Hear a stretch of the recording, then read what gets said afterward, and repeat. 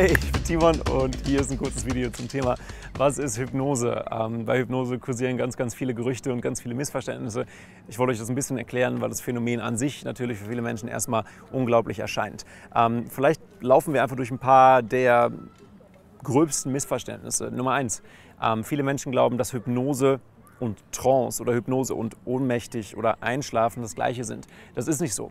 Der Moment, wo eine Person einschläft, also weggeklatscht wird, ist nicht Hypnose, sondern ein Symptom der Hypnose. Wenn ihr mal eine Hypnose-Show geschaut habt, könnt ihr zum Beispiel gesehen haben, wie jemand seine Hände nicht mehr auseinanderkriegt. Das ist das Symptom einer Suggestion. Und das ist genau dasselbe wie das Symptom der Suggestion, dass eine Person einschläft oder sich entspannt.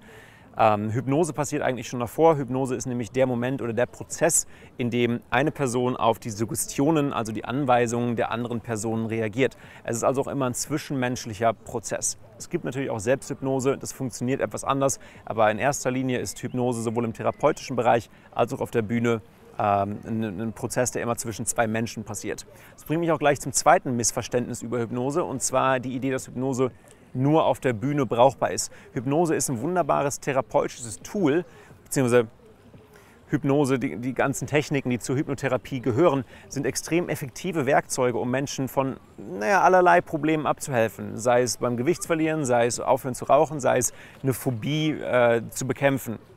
Und Hypnose ist also nicht nur auf der Bühne super effektiv, sondern auch außerhalb der Bühne im Therapie- und Coaching-Bereich. Ein wunderschönes Werkzeug, lohnt sich sehr, wenn du ein Problem hast, das einen mentalen Ursprung hat.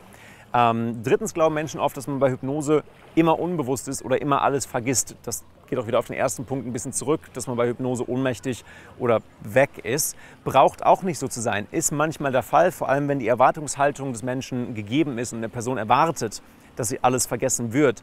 Kann es sein, dass sie sich nach oder während der Hypnoseshow mental auf so eine Art blockiert, dass sie alles vergisst, ist aber eigentlich kein zwanghaftes Phänomen der Hypnose.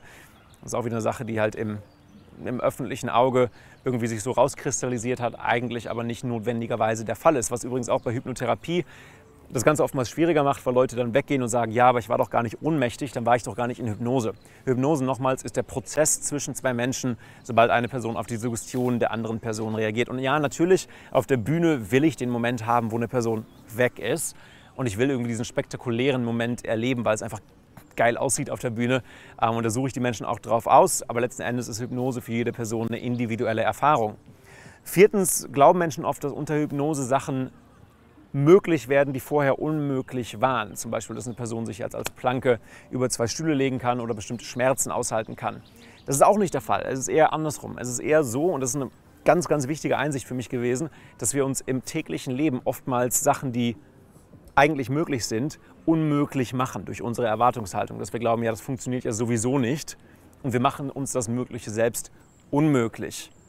Hypnose macht nur das Mögliche wieder möglich. Fünftens glauben Menschen oftmals, dass nicht jede Person hypnotisiert werden kann. Das ist Quatsch. Hängt auch wieder damit zusammen, dass nicht jede Person weg ist oder dieses krasse Hypnose-Symptom, dieses krasse Schlafsymptom in Hypnose nach vorne bringt. Letzten Endes kann aber jede Person den Prozess der Hypnose auf die eine oder andere Art erleben und da auch einen Vorteil draus ziehen im Coaching oder im therapeutischen Bereich. Und das kann auch jeder lernen. Das ist also keine mystische Kraft, die irgendwie von außen kommt. Und das ist auch ganz wichtig, so wie bei allen Therapieformen ist auch Hypnose keine externe Kraft, die dir bestimmte Sachen ermöglicht, sondern es ist mehr eine interne oder innere Leitung, die letzten Endes dich selbst zur Lösung führt. So viel ganz kurz zum Prozess der Hypnose, lässt sich noch viel mehr darüber sagen, und wenn das Interesse groß ist, kann ich auch gerne mal eine Reihe hier machen, wo wir etwas detaillierter auf die verschiedenen Bereiche der Hypnose und verschiedene Hypnosetechniken eingehen. Aber ich hoffe, das erklärt ein kleines bisschen, wie Hypnose funktioniert und was es wohl oder nicht ist. Mega faszinierend, wenn ihr euch da reinlesen wollt, ich kann es nur empfehlen.